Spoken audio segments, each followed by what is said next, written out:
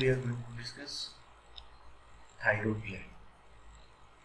First of all, where exactly it is located. Thyroid gland is situated on the thyroid cartilage, that is in center of the neck and in front of the trachea, that is respiratory tract. It has one lobe on each side with a linking isthmus into the center. Sometimes an accessory gland is also found on it. Shape of thyroid gland resembles a butterfly. On its back there are two beads-like structures on each side, and we used to call it as a parathyroid gland. It is the largest endocrine gland which is present inside body. Lateral lobes on either sides of larynx will be present.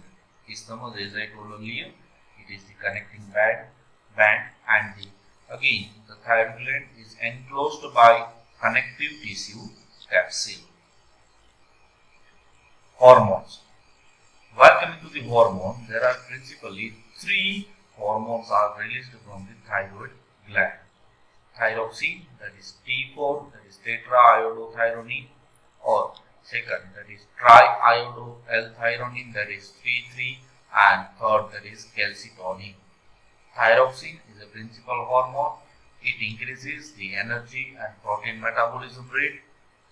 As said, T3, it increases energy and protein metabolism rate. Third one, that is calcitonin. Calcitonin regulates calcium metabolism. It works with the parathyroid hormone and vitamin D. Okay. First, that is biosynthesis, storage and transport of thyroid hormone. How exactly these hormones are formed, that is synthesized, and where exactly they are synthesized. See, colloids are present in thyroid gland. They are the chief sources of the T3, T4. Here, in this case, the entire process can be termed as a iodine trapping. See, the lining cells of thyroid follicles have a remarkable ability, that is to extract iodide from the blood. From blood, iodide will be trapped. So, this process is known as iodine trapping. This is an active transport mechanism and stimulated by the thyrotropic hormone that is released from the anterior pituitary gland. Now, the trapped iodide will get converted into the iodine, where in thyroid follicles. You can see here, first that is thyroglobulin is synthesized and discharged into the follicle lumen. Here we can see that. See, first that is thyroglobulin is synthesized and recharged into the follicle. Next, second, that is trapping of active uptake of iodide. From where exactly it will be done? It will be done from the blood capillaries. These iodide molecules will be entrapped and it will carry up to the colloids. See this one, this segment.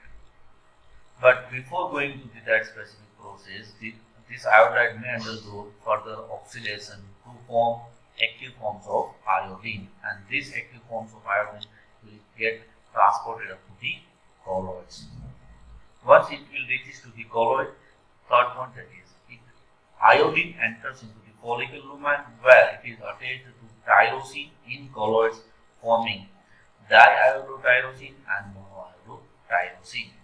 And this process of iodination takes place at third and fifth positions of the tyrosine. Now, the next step is coupling or condensation of monoiodotyrosine and the diiodotyrosine. So simply, monoiodotyrosine, it refers to the one molecule of iodine with tyrosine, whereas diiodotyrosine, see, you can see here the difference. See, this is monoiodotyrosine, MID, this is MID, this is again MID, this is MID. See, but this one, that is DID, that is diiodotyrosine. This is diiodotyrosine.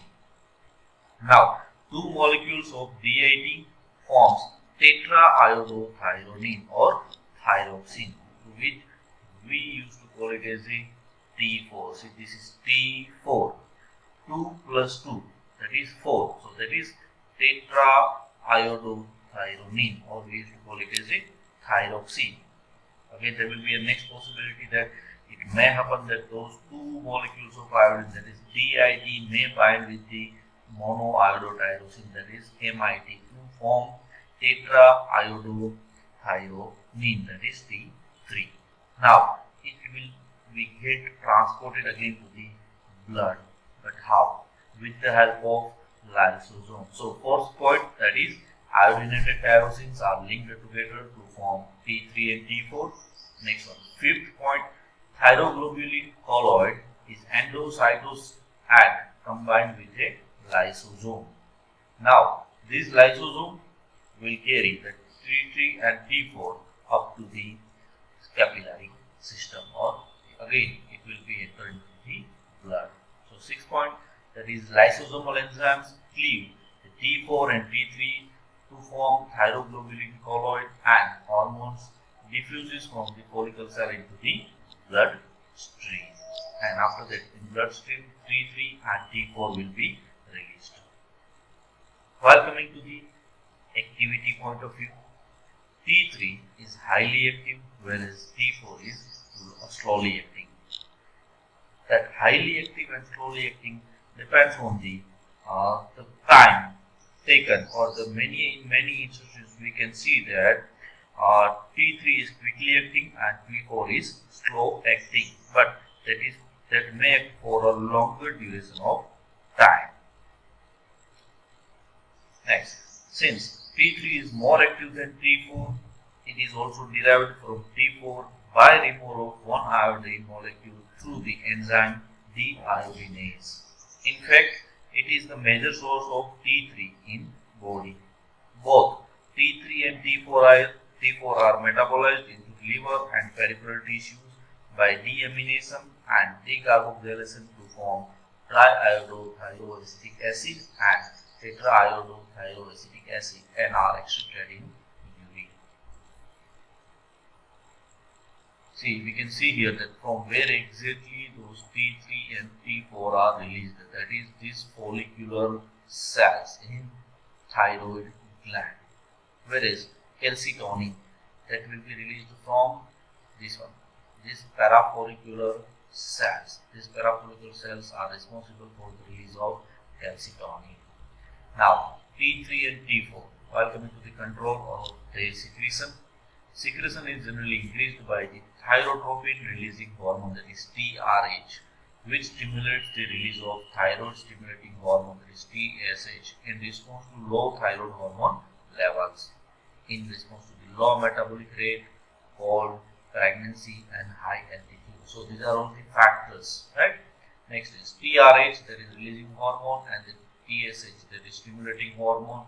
Secretions are inhibited in response to high thyroid hormone level, that is high iodine level, or suppresses the T3 and T4 secretion, and overall secretion will be reduced. That is the negative feedback mechanism, and the previous one, that is positive feedback mechanism. In cases of calcitonin, high blood calcium level stimulates the secretion, whereas low blood calcium level inhibits the secretion. While coming to their principal actions, in T3 and T4, they increases the basal metabolic rate, stimulates synthesis of proteins, increases use of glucose and fatty acids for ATP production. It increases lipolysis, enhances cholesterol excretion, accelerates the body growth, and contribute to the development of the nervous system. Overall, we can say that they may have a calorogenic activity, as well as they may have a role in metabolism, in certain cases of growth of the body, mammary gland, heart, kidney, as well as in cases of release of calcitonin. In cases of calcitonin, it lowers blood levels of the calcium, Ca+2 and HbO4-2 by inhibiting bone resorption by osteoblasts and by accelerating uptake of calcium and phosphates into bone extracellular matrix. This is what we have already discussed, that is regulation. How exactly it will be regulated, or the secretions will be regulator. Higher center, that is hypothalamus, from that releasing hormones will be released for the specific gland, that is anterior pituitary gland. Whenever there will be a amount will be reduced or increased, on that basis it may work on the basis of a positive feedback mechanism and the negative feedback mechanism. From anterior pituitary gland, specific stimulating hormone, that is thyroid stimulating hormone, will be released, and they used to act on the thyroid gland, which may release this T3 and T4, and it may need to inhibit the secretions of T3 and T4. Now, disorders of the thyroid gland. First one, that is hypothyroidism, and next one, that is hyperthyroidism. See, always hypo refers to the less or reduced. So we can see that in those cases or in those patients, we can see that the amount of thyroid that is releasing from the thyroid gland is reduced. So that can be termed as a hypothyroidism, and it can be written as a keratinism, or specific condition can be termed as a keratinism. The second condition, that is goiter. In cases of goiter, the enlargement of thyroid gland can be seen. It could be a simple goiter and the adenomatous or nodular goiter. Goiter is a specific condition where we can see that the hypothyroidism, in which the neck gets swollen with colloids due to the iodine deficiency. Even this disease is found in Alps and Himalayas, where water does not contain iodine. Next is hyperthyroidism. It can be termed as a Graves' disease or the thyroid storm. See, we can understand that thyroid storm. There will not be a control on the release of thyroid from the, that is T3 and T4 from the thyroid gland, and could lead to the thyroid storm, so that there will be increased amount of T3 and T4 inside the blood. Next hormone, that is the parathormone, that is released from the parathyroid glands. There are 4 parathyroid glands which are normally found on the posterior surface of the thyroid gland.